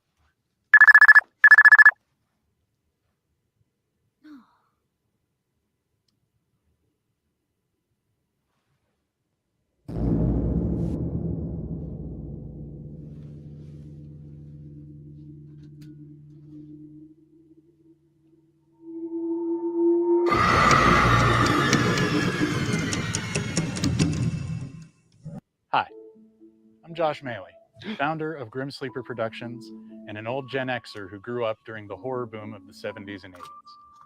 Like so many of you, I was there when Jason Voorhees' rotting corpse popped out of Crystal Lake at the end of the first Friday the 13th. I was there when Tina's body was dragged across the ceiling by Freddy Krueger as her boyfriend Rod watched helplessly. And I was there the first time Pinhead arrived and told us that he had such sights to show us. The 70s and 80s were a special time for horror movies. Guys like Sean Cunningham, Wes Craven, John Carpenter, and Tom Savini were out there in the field every day making history. The scenes and films and characters that they gave us during those days have created so many lifelong horror fans who are now in a position to carry on that work. It's been a lifelong dream of mine to bring my own horror stories to life. And a couple of years ago, I was blessed enough to be able to do that. Grim Sleeper Productions filmed our first horror feature, Waltz, in 2021. It was a fantastic shoot. We were in the trenches, just as I imagined the icons of the 70s and 80s were, working with a shoestring budget, practical effects, and a very dedicated and talented group of filmmaking professionals and a very, very talented cast. Waltz is a horror story for today's always-on, always-connected world. The internet is forever, as they say, and our past sins are never more than a few social media posts away. We're excited to share Alice's story as we wrap up post-production on the film. We just need a little boost to get us over the finish line. We hope you'll check out the trailer below and take a look at some of the cool perks we have in exchange for your financial support. This is a low-risk investment because the film is nearly done. Whether you'd like to pick up some cool, gory Waltz merchandise, join us on the red carpet for the premiere, or even get your name added to the film as an executive producer, we have something for everybody. So what are you waiting for? Check out the rest of our campaign, for we too have such sights to show you. Josh, that is well done. That is cool. Dare I say. That is cool, man. Well, thank you. Well, folks, there it is. And if there are some contributions, anyone that is able to back the project, go ahead and leave a little memo or a little note if it's possible. And just say where you saw this at. And it helps us out as well. It gives us an idea of how many were watching this program, which is really cool. But maybe I shouldn't leave it on that because it's advertising other stuff now. But this is the page, as I mentioned, Waltz Film on Facebook. I don't know if I put the link for the Indiegogo. There it is. It's indiegogo.com, of course, /projects/Waltz -a psychological thriller #/ That's a mouthful. Yep, it is. And it's good stuff. Now, I constantly forget because I'm on the West Coast. Josh is on the East Coast. It's already getting late. I don't know how you doing on time. Oh, I'm fine. It's 10:16 here. Yeah, I remember when we used to start these programs at 8 p.m. Oh, that was crazy. That was like 11 o'clock for us. So yeah, that wasn't very nice.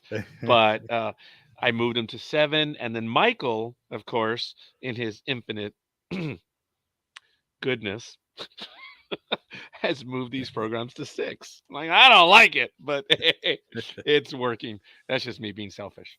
So, as you mentioned, this film is pretty much done. You're just doing the editing, and it's good. As a filmmaker, Josh, what are the aspects other than marketing? You gave us a little bit of hint on that's not your forte or anything, but you've been this is in your it's in your blood. Pardon the pun, folks, for a horror movie, but what are the things that you look forward to as a filmmaker, and maybe a thing or two that, other than the getting the word out type stuff, doing movies? What's your favorite part? What do you like doing? The way that I'm able to do things out here, I mean, basically, I would love to get Grim Sleeper Productions to a point where we can consider scripts and try to help other people find funding and then kind of produce them. That would be cool. But right now, it's me and my crew. What I like being able to do is having that freedom to have an idea, a little germ that you nurture, and sometimes it takes a while. Like there's one that I'm working on that I've been writing and rewriting for years. But just taking that little germ of an idea, this thought that pops into my head, and guiding it on that path to a final product. It's so incredibly rewarding that there's something that exists that didn't exist before, that hopefully, connects with people and scares people, gives them a laugh, whatever type of story it is.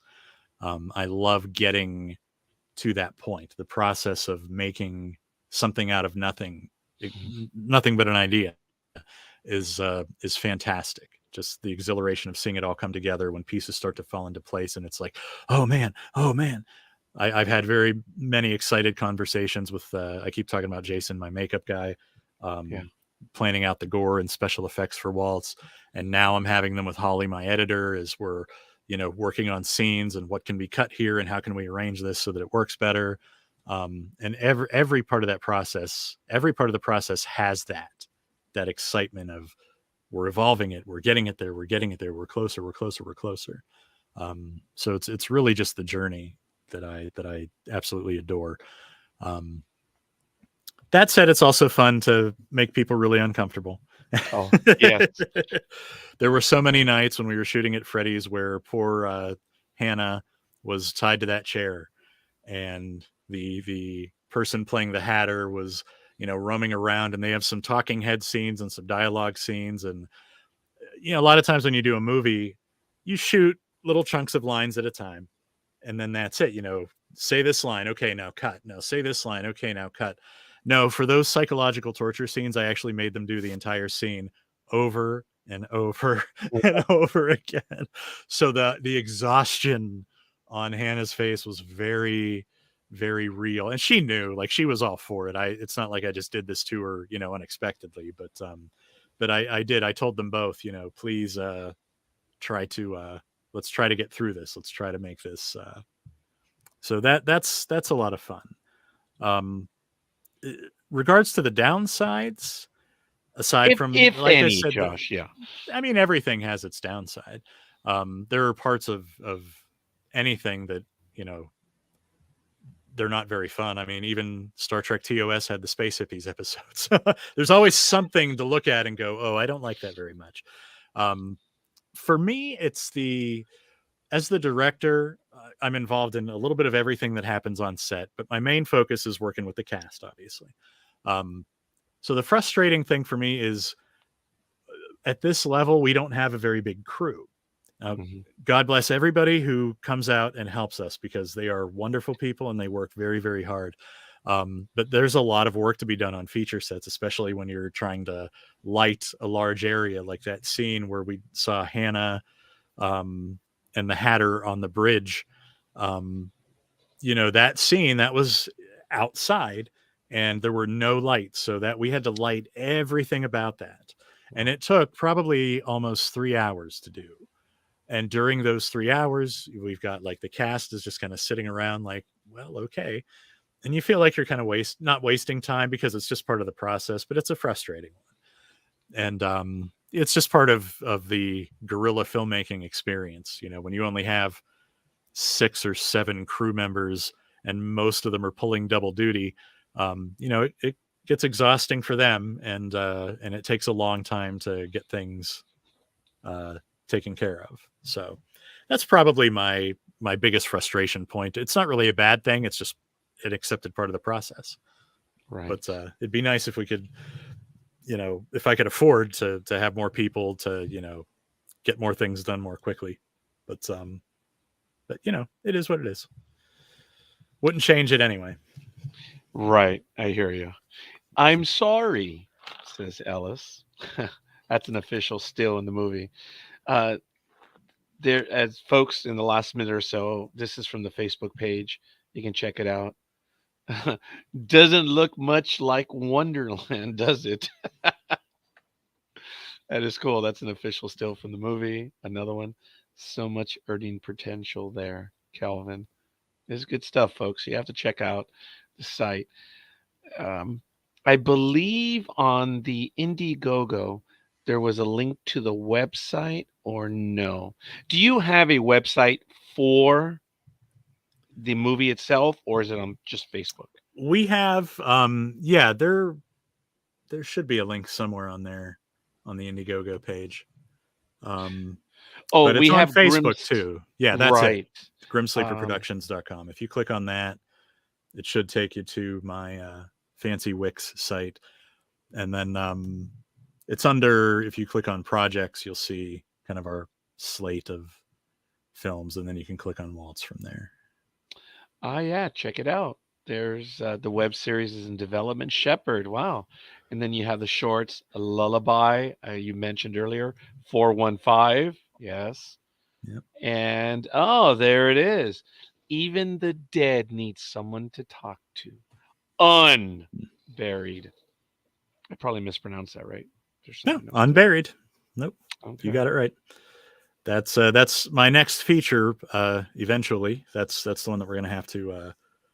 We hope Waltz does some good things so that we can get some notoriety and get Unburied funded, because that one's gonna be a lot of fun to do. I like the tagline. Waltz, shall we dance? Wow, that's good stuff. And if you click on the Waltz link, you'll see, our cast, the trailers there, a little bit about the story, all that fun stuff. Oh, yeah. Desperate after losing her job, Alice earns money selling photos through an erotically charged social media site. But when an avid fan takes things too far, Alice finds herself in a fight for her life. Deep within her tormentor's lair, both victim and monster will be confronted with the truth of who they really are and how far each of them will go in this murderous dance. Good stuff. I hadn't read that before. I'm glad I didn't stutter or screw it up. You nailed it. Well, I got lucky on that one. This is cool, man. I like it. I hadn't seen the website, and that's my fault. This is good. I like that you have your other projects listed right there. So, folks, Josh, hi humbly.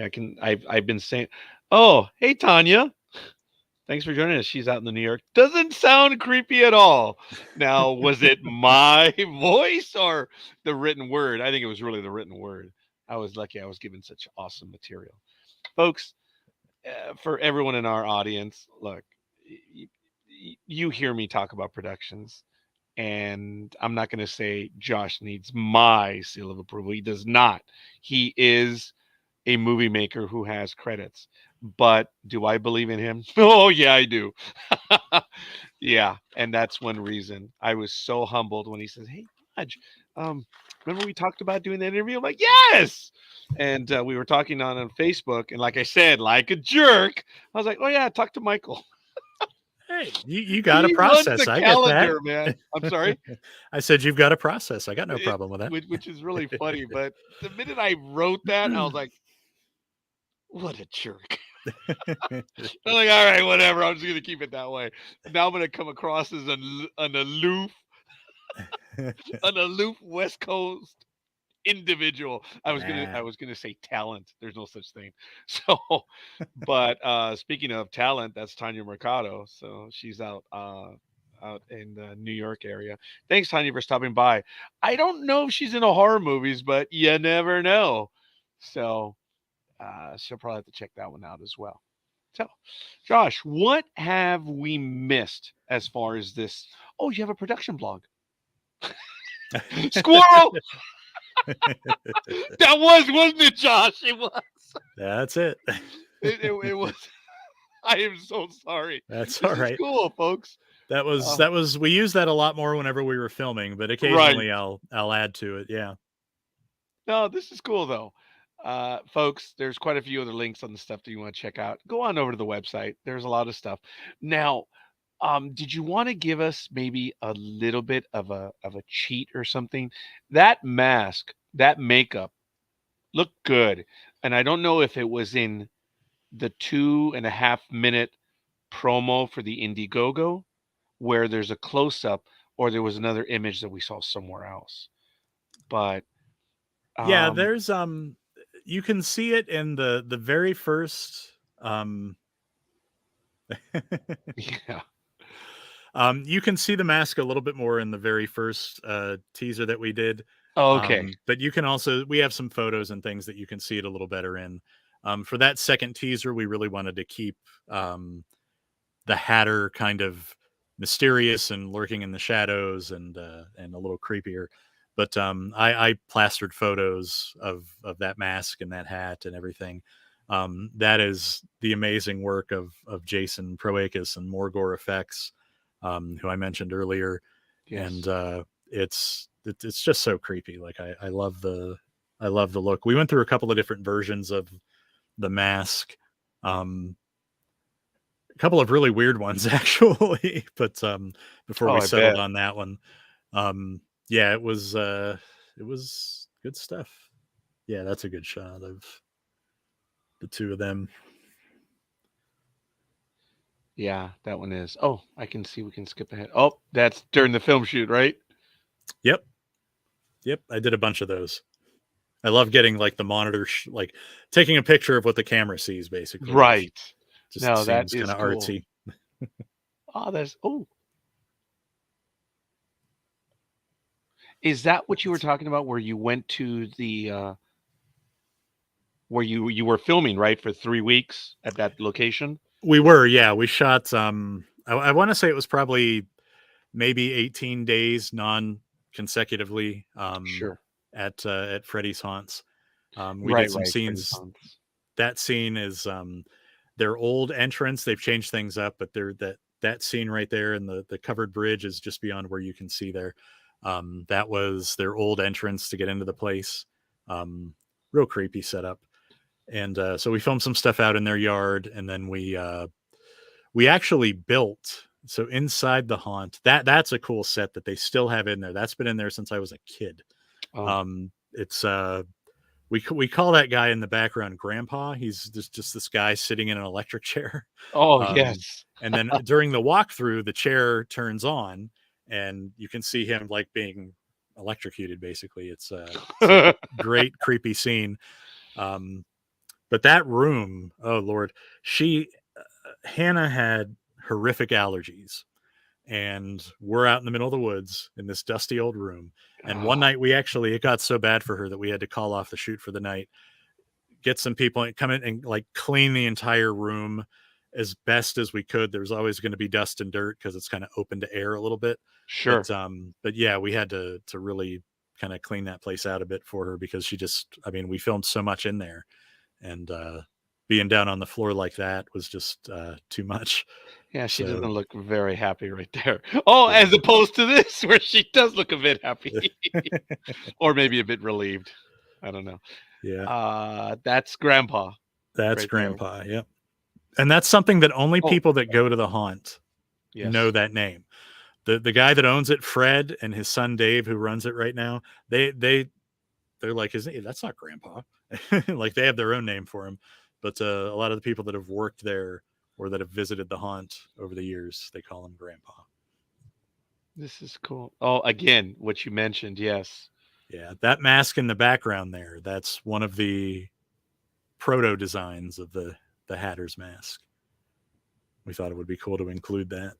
But that room that they're in there with the stained glass windows, that's something that we actually built in the haunted house. Okay. It's a big open structure with Oh, wooden yeah. frames basically set up everywhere because they change it from year to year. So they'll go in, rip down all the plywall walls, and then reuse it and reconfigure it in some way.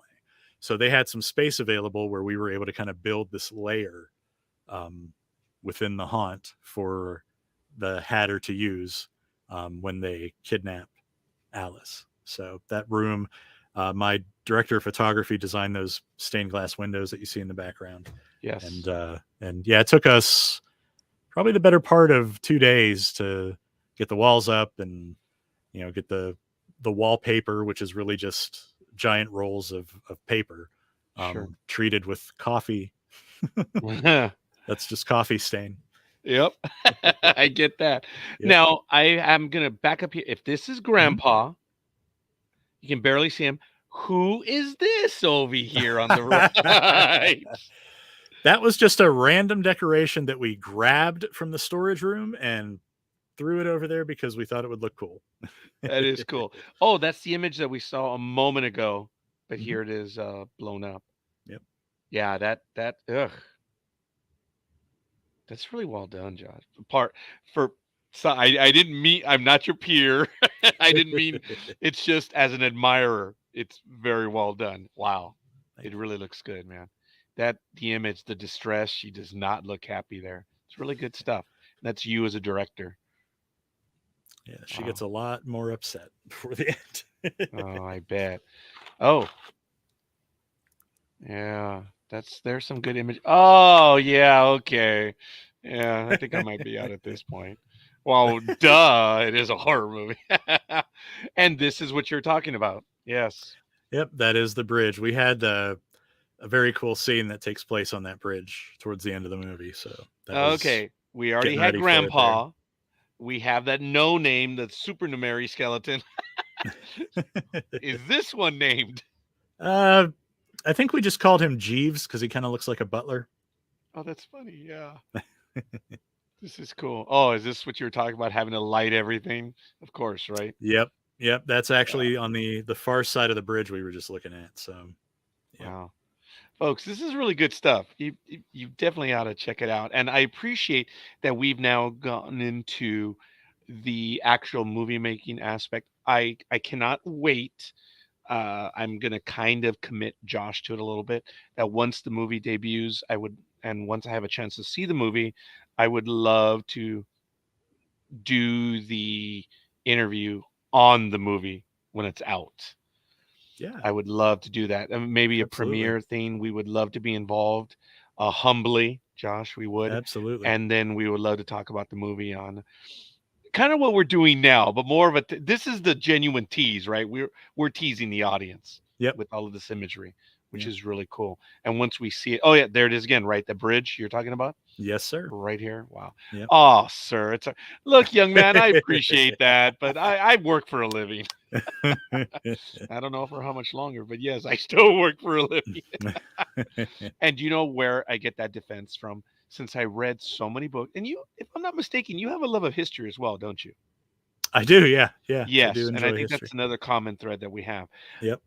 Since I read a great deal, and this is about me, I'm sorry, folks. I read a great deal of World War II, and especially in the Navy deal, Marines, Navy stuff, combat, there were some always ongoing commentary from the enlisted men where they would say, hey, don't call me an officer. I work for a living. And then when the officers would get something right, they would say, and that's one for the officers. The competition between the sirs and the ones that are not sirs. Right. And like I say, I know, way wasted time, but that's where I get that from when they say, sir, hey, I work for a living. I've heard that phrase before, so it's cool to know, what the origin of that is. Josh, I don't want to mislead the audience as well. That's where I got that from. Mm-hmm. So I don't know if that is the genesis or where it comes to, but I Sure. think it is, because a lot of the enlisted men would say, hey, I work for a living. I'm not an officer. So you never know. Maybe it was from someone else, and it's been used. Like Kilroy was here. It's not necessarily a military theme, but that's where we equate it. This is good stuff. What were you guys doing right there? So this is at a local, it's a bowling alley /bar Mm-hmm. /restaurant. So we are down in the basement there, the Fallout Shelter. It's where they have like a club. They have musical guests and things like that. Oh, Fallout Shelter. That's good. Yes. Yeah. So that's, we were down there. Hattie and Hannah, they don't have a ton of scenes together, but they're a lot of fun when they do get together. It seems like it. They're that isn't a scene from the movie. That was just them goofing off. Right. Yes. But production team. So these are extras. We did a Yes. restaurant scene outside. Alice comes into this kind of fancy upper scale restaurant. That young lady on the right hand side there, that's Mrs. Carol Brinjack. She was my when I went to film school, she was my English teacher, and probably the saving grace of that entire school, and how she taught students and just the things that she incorporated into her classes. She was an English teacher. She helped me get one of my research papers published in the school's journal, and she was just a wonderful lady. She helped me a lot with grammar, because as a writer, I'm like Lois Lane. I've written my whole life, but don't ask me to diagram a sentence because I can't. I just kind of know what sounds good, but don't ask to tell you what modifies what, because you're just gonna get a blank stare. That's her and her husband. They came out to be extras in Waltz. So that is so cool. That really is. Yeah. That is neat. Oh, gee. Who is that? That is Bridget McCullough. She's she did so much on the set. I think technically she was assistant camera, but I mean, she was a production assistant. She was a problem solver. She came equipped. You can't see it in this. She had this ridiculous utility belt that had like 6 different kinds of tape and pens and just everything you can imagine on her person at all times. And she did a lot of work with the lighting and helping my director of photography getting things how he wanted it. But she's awesome. She was worth 10 people easy. When you say utility belt, was she your Batman then? Basically, yeah. I mean, the way that she solved problems and had the right tool for the right job, sure. Oh, all right, Mr. Scotty. Yes, right tool for the right job. There you go. Right. I knew you'd catch it. It's all good. These are cool, man. The imagery that you have, and I know we could go on all this. And folks, I want to invite everyone to go ahead and do so. I want to mention that we are going to spend some more time with Josh. If you want to contribute, folks, please check out the Indiegogo. It is worthy of it. Folks, it is very rare when I do recommend. If you're going to, this would be the gentleman to do so. And I don't even want to say this would be the project that Josh is working on that is worthy. As Josh said earlier, it's done. It's going to happen. But you make things a little bit easier. And that, for lack of a better word, right, Josh? Yeah. You just make things a little bit easier. So this is cool. And there's 14 days left. If you can help out, I know we are. And I'll have to talk to Josh on it's because I'm selfish. I understand. I don't pretend to know everything about Indiegogo, and I think they're worthy endeavors, but I believe they take a percentage. And what I like to do is I like to give it directly to the person, and because I think it's a little bit better. But then I've been told, yeah, but it looks better if the count goes up. Well, that's So valid. we'll talk off. Yeah, hey, and I get that. So I want to talk to you off air Sure. about that. But I'm going to, folks. So like I said, if you believe me on anything, if you want to contribute to this one, this is not a 7-year project that's collected over $1.4 million and has yet to. Okay, sorry. I'm gonna get I've in trouble. seen I've seen quite a few of those actually. Actually, yeah. It's unfortunate. I was actually looking at possibly investing in one recently for I'm a bit of a D&D nerd outside of Star Trek and filmmaking. I run a D&D game, Yeah. and I was looking at investing in one where you can get some miniatures. And I mean, these folks had raised, like, I don't think it was quite up to $1 million. It might have been. And then they disappeared. And then they came back later with a second fundraiser after not delivering on the first one. And then they disappeared again after that one.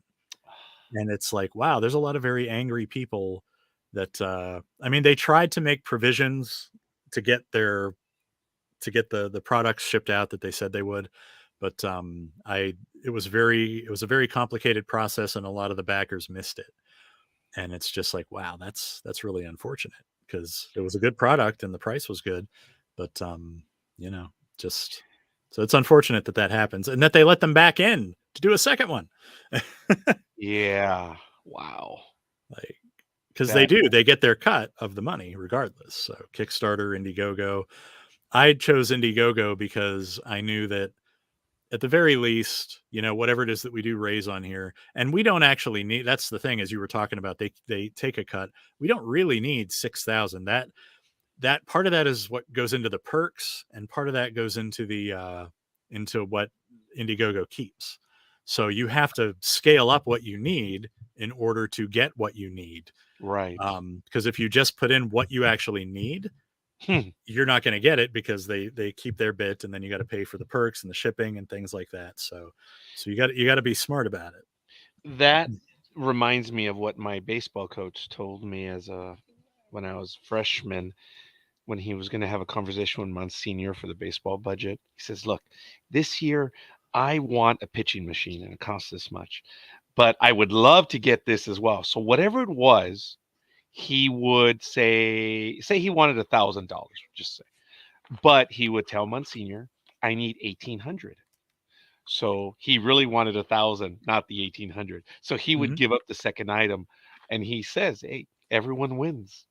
Monsignor thinks he wins, and I think I win, and that's how you negotiate."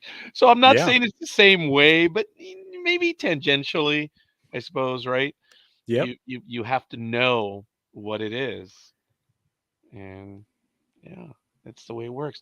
Now with Indiegogo, is it? Do you have to reach a certain percentage for it, or is it anything and everything that's collected? 'Cause I know one of them. Yeah, sorry, Josh, go ahead. No, that's fine. Kickstarter is the one where you have to meet your fundraising goal. You have to get 100% funded, and then you'll get the money. Okay. With Indiegogo, you can choose to do it that way, or you can choose what we did, which is basically you keep what you raise, and you know, Indiegogo keeps whatever percentage they keep, and then you know, we devote however much we have to fulfillment of the perks. So yeah, so we'll get to keep, like I say, if we don't get another backer, I think we're over $300, I think, at this point, which is, you know, that's fine. So we'll get to keep that no matter what, and that'll go towards first pledge fulfillment, and then taking care of the budget and the stuff that we need to get wrapped up there. Well, knowing that, then folks, there you go. Go ahead, by all means, if you're able to, please go ahead and do so. I know we're going to be talking about this. Josh, may I have your permission to use the teaser that's on the Facebook page and the Indiegogo if we do some other episodes? Yeah, you can, anything at all. Yeah. I would like to do that. And then we're just going to keep on doing it. Every little bit, we're going to share some of the stuff that you have going. I do apologize, Josh, that I have not. Whoa, whoa. Whoa, wait, what did I do? Okay, here we go. Update, yes. Did I like it? Did I liked it? It looks like it. I guess so. Liked. Okay, Yep, that's you one did. of them. All right. Well, at least I did that properly. That's good. So I'm going to be following up on this, and I'm going to be sharing it, and we're gonna use the trailer as well. So you have the one for the Indiegogo, which it's cool, but the other trailer where or teaser, where can we get that one at? That would be actually. I can just give you the link. Which I believe have you it right did, here. and I'm sorry. I didn't send you the first one, no, because the first one, like I said, was a little longer. Which one do you want us to play? Because I do have your permission, right? Yeah, I mean, Okay. for sharing purposes, if you're gonna to share things, I mean, you can share any video that I have on my my page about it. I don't mind at all. Okay. But I'll No, get this, you the link for the second teaser, or for the first teaser here. well, we want to play what you want us to play. So if you send us both, that's beautiful. But let me know which one you want us to play, and we'll gladly do it.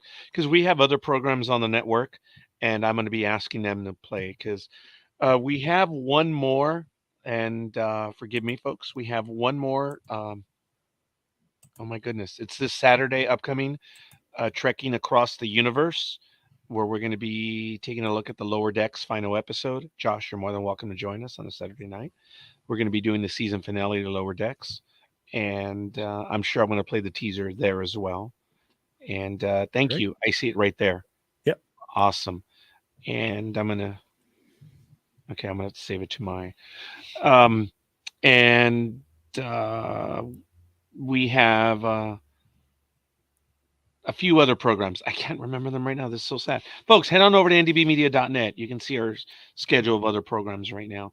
But I will tell you that I'm not going to get into it now, folks, but this is my last regularly scheduled interview for a short while.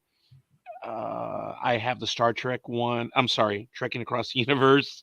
That's on Saturday, and yours truly is going to be officially on hiatus for a little bit. But we're going to be doing some other programs with the other hosts, and we're going to be playing this this teaser. Is it teaser trailer? What is it? I know there's a fourth time I ask you for it. what is it? I think teasers are usually like a minute or less. Like they're very, very Thank you. short. Anything Okay. longer than that is a trailer. Okay. The link I just gave you was to our first trailer. The one that we showed earlier was the second trailer, and I'm going to give you one more link, which is actually a completed clip from the movie, from a scene that we shot at Freddy's. It's a couple minutes long. Oh, okay. So, that one will play, or did you want me to play that one right now? if you have time for it, you're welcome to play it now. It's an actual scene from the movie, like start to finish. Oh, this is good. All right, Yeah. folks, give me a quick moment. Yeah, dismiss everything. Hopefully we have the sound. Let me know right away, Josh, if you're able to hear it. But here it is, folks. This may be this can be our last one for right. Oh, there we go. And let me get rid of the banner as well. Here we go. Yeah, I can hear it.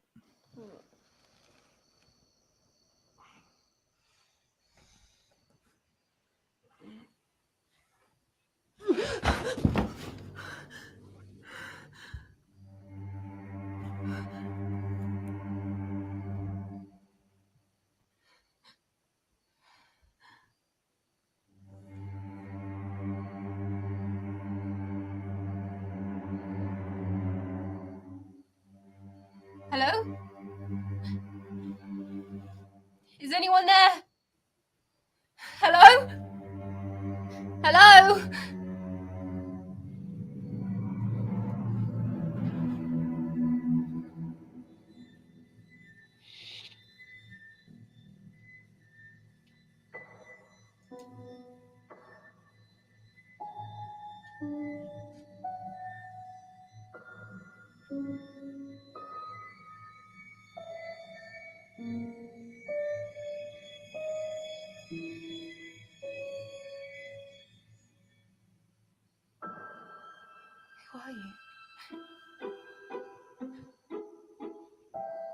What do you want?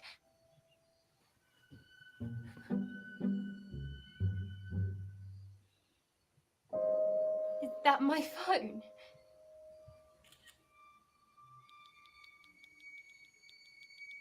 What are you doing?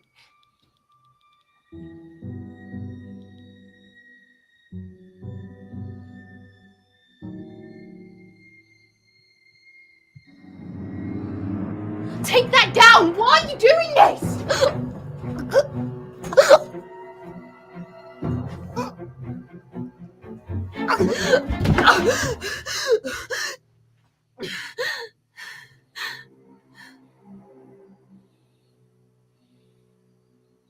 Wait!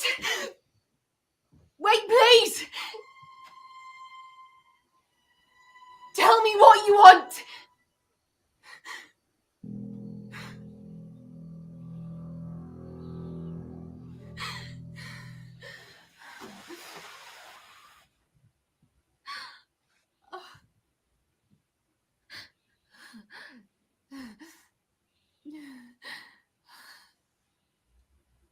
Wow. Oh, damn it.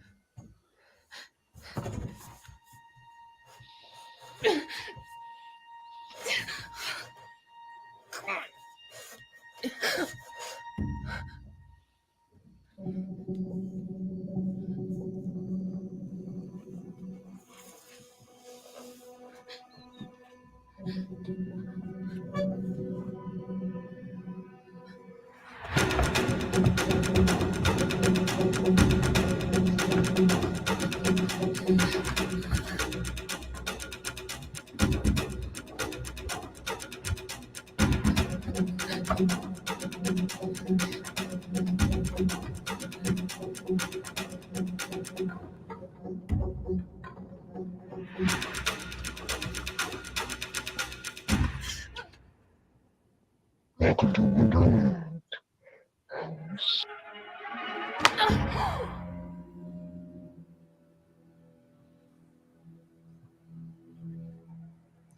Slightly ambitious Yeah. coming soon date there. I'm sorry. Oh my goodness, that was embarrassing. Josh, when I saw The Lord of the Rings, The Return of the King, I was not one of those that clapped at the end of each scene, remember? But I basically did that right now, didn't I? Well, I mean, technically, I guess that was the end of a scene, so you know. That was. I'm so sorry. I knew That's all the length of it. I saw how long it was supposed to last, and right. I lost track. On a personal comment, the life that this individual brings, I caught when it's a he, I'm assuming, when he's walking in, he's not walking directly or straight. Right. He's kind of like at an angle. Oh, not necessarily sauntering in, but there's not aloofness, but it's making its presence felt. How much of that was your direction? How much of that was the character, and how much was collaboration? Because there's a lot.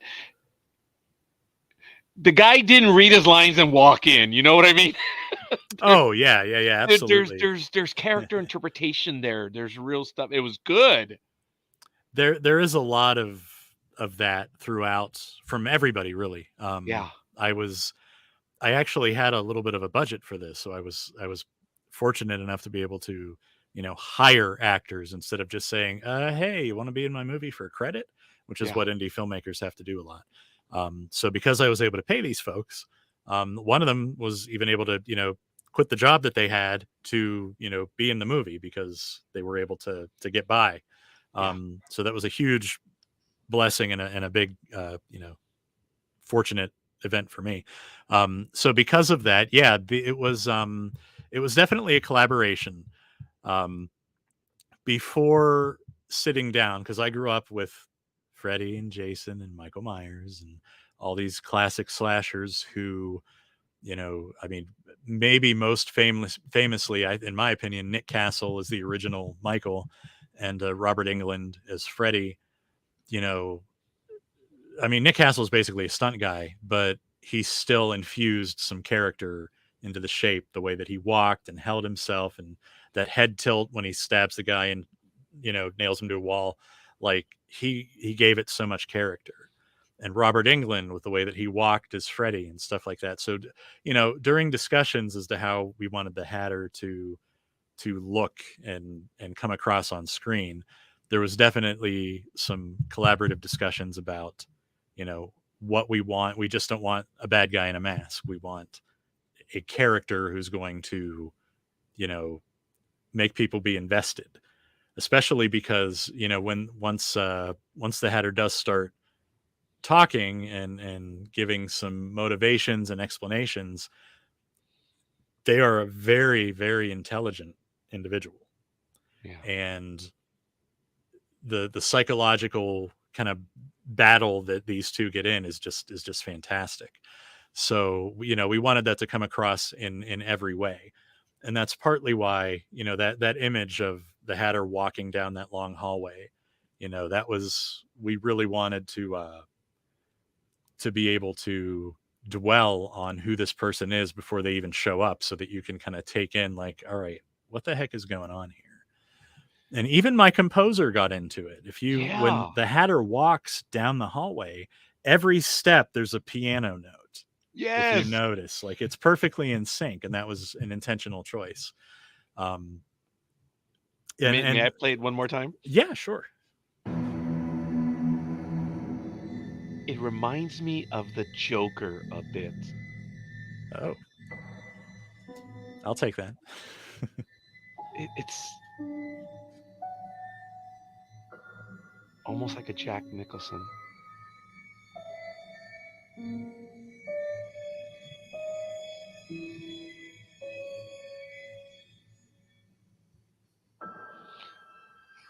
Wow. I hear it, yes. And I appreciate the fact that you had sound in there from the get-go. That was really good stuff. You have the composer, and you have everything. Folks, it's there. The movie is there. We just need to watch it. Yeah, Rory let me did. see. He did such a fantastic job with Whoops. Oh, that was a personal comment. Sorry. it. Whoa, folks, I'm just getting old. I need recovery time. I'm taking time off for personal reasons. That's really it. I've been instructed, so I don't have to go any further into. They all know what's going on. Sure. But yeah, I'm just taking some time off. He was like, "Hey, well, you're not doing that program. Why are you doing the others?" Well, because I can't. And I'm able to.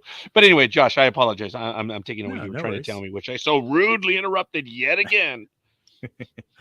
No, I was pretty much done. I was just saying that Rory's the decisions that he's made so far for the score have been really, the music is kind of a carry, and I wanted that in the first place. Because most of the film is scored in 3/3 time, which is a waltz.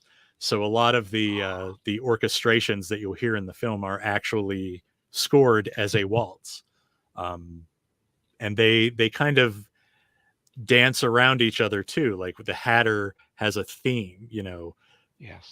Alice has a theme, and they intertwine and they dance a little bit. And sometimes one is darker and the other is lighter, and sometimes one is lighter and the other is darker. And it's just all in there to try and enhance somewhat subtly the ideas and the story represented in the film. Wow. That's a great scene, the one you allowed us to share with the audience right now, and I'm grateful I had a chance to take a look at this. I did, as I mentioned, I had seen a few of the images that you had posted while you were filming, but then we were right in the middle of COVID, and squirrel, I went off to other things, but I hadn't seen the scene, and it really looks good. I'm looking forward to it. I cannot wait, Josh. Uh, it looks good, man. I'm looking forward to it. Thank you. So, are there any other items that you wanted to share with us right now? Anything else you want to talk about right now? Oh, I think we covered probably more than I even had expected to. So Yeah, and I'm sorry. yeah. No, that's great. This has been great. This Loving is it. the planning that Josh and I did. Hey, Raj, can we? I'm like, yeah, talk to Michael. I think that's all the planning we did. I told you that when we were about to go live, I'm like, oh man, I didn't even ask Josh for it. Josh for any still footage. I'm like, okay, but he's got his website and I know the Facebook page. What a blockhead! And folks, that just goes to show you that I knew our guest and I knew there was a lot of stuff there. So in a way, yes, me bonehead, but I also knew who was going to be on the program. So I wasn't all that worried, and I consider myself fortunate that I have a chance to talk to him, especially about his project. So it's gonna be great. Josh, final words. Tell us about this movie, and we're gonna take it from there, folks. All right. Yeah. Well, I mean, like I said, we'll be doing a premiere event in Pittsburgh, most likely in March, maybe April, just depending on, how quickly we get things wrapped up. Thank you very much. I think, is that Elizabeth? Am I getting the name Yes. right? Okay. Thank you. And I got your Facebook friend request. I will respond to that. So yeah, and when premiere time comes, I'll make sure that you get a copy to check out. I'll send you a screener, and so you will have that to take a look at. And I would love to come back on and talk Trek with you guys at some point too. Like I said, I DM a D&D game on weekends, so I think we actually have a game this Saturday. Kind of happens right when you guys are on here, but is the Trek show, is that something you guys continue to do even when there's not new content? Do you kind of look at old school stuff, or? We were going to. It's just, well, everyone in the universe, trekking across the universe, everyone in the universe knows what's going on. I got hurt at work, and they've changed my medication, Josh. So it makes me dumb, nervous, and it's difficult to do programs on a regular basis. I So understand. yeah, and I'm just taking time off. I don't want to make it a bigger thing than it is, because I think I've already bored everyone to death about it. But it's something that, let me tell you, it's all joking aside, Josh, I'm on drugs. Pharmaceuticals. Hey, I take them too, man. Yeah, and I'm on quite a lot, actually. yeah, I think unfortunately both you and I may have yet another thing in common. So Yeah. it's been making me jittery, and I'm taking 7 different kinds. So folks, anyone if you take 2 or 3, you know what it does to your stomach and all that stuff. So it's just it's a lot of fun right now, and I don't want to be doing the programs like this. Sure. I'm Yep. already attention deprived. I don't need more. So it's all good. Yeah. I'm just gonna be taking a little bit of time off, but like I say, if we get some interviews, we get some other special stuff, I'm gonna be getting back to it. But I don't want to admit to tell anyone that my projected return date is January. No one knows this, and I'm gonna leave it at that. Actually, my next doctor visit's like in late November, and I don't think there's going to be a change. So I told everyone Gotcha. I'll know after Thanksgiving. Hey, you know what, Josh? I'm getting old. I just need a rest. That's what it is. Happens to the best of us. I've been doing this for 16 years, man. Yeah, I know it's been a while. Yeah, and I've been fortunate, as you know, all the people I've been able to speak to. I mean, wow, talk about someone who's lucky. Yeah. I've been fortunate, Josh, including yourself and everyone else that I've been able to speak to. I'm privileged, and it's just, but I've been doing it for a while. Yeah, so need a little breather. So we'll see. Yep. But Totally beyond understandable. Hope it goes well for you and you're able to get back at it. Yeah, you know what? It's going to take time to recover. That's it. And we'll see what's going to happen. And you know, I already told everyone. July and August, that was the depressing time. Being told on a medical and professional level that you are no longer able to do what you've been doing your entire life. You know, the realization trying to get around that. Those were nice times. But it's like, life's not over. Just got to work through that, you know, and I did. And now we just got to heal. So we're good. Yep. But I didn't want to make it any more than I did. So, folks, on a good note, we're just moving forward, taking time, and we'll see. So, check out everything on ndbmedia.net. You have the links for Josh Maley. You can check him out on Facebook, the Waltz movie, or Waltz Film on Facebook. Waltz Film. Facebook.com/Waltz Film. Yeah. Yes, thank you. And check it out, folks. So we'll see. For now, we're going to end the program now. Josh, it has been oh, I looked the wrong way. Josh, it has been a little while. Because on my screen, you were on my right, so I forgot for a moment. Yeah. And, Josh, we're juvenile. We do that a lot.